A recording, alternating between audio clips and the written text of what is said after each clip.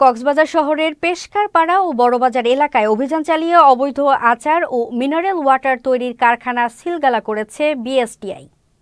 বৃহস্পতিবার ঢাকা বিএসটিআই এর নির্বাহী ম্যাজিস্ট্রেট সাবেকুন নাহারের নেতৃত্বে কক্সবাজার বিএসটিআই এর ভ্রাম্যমাণ আদালত এ অভিযান পরিচালনা করেন।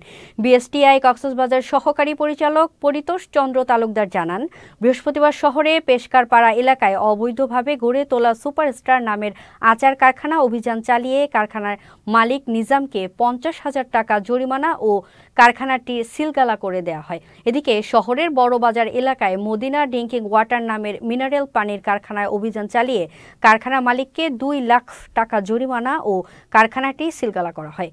একটা ওয়াশরুমের পাশে এমন ভাবে বড়ইগুলো সংরক্ষণ করা হচ্ছে বা অন্যান্য আচারের যে প্যাকেজিং করা হচ্ছে, প্রতিটা জিনিসই স্বাস্থ্যের জন্য খুবই ঝুঁকিপূর্ণ। সেজন্য মূলত এই অভিযানটিকে পরিচালনা করা, আমরা এই প্রতিষ্ঠানটিকে সিলগালা করব এবং সবচেয়ে বড় কথা হচ্ছে বিএসটিআই লাইসেন্সের মধ্যে আওতাভুক্ত না এবং অনুমোদনহীন।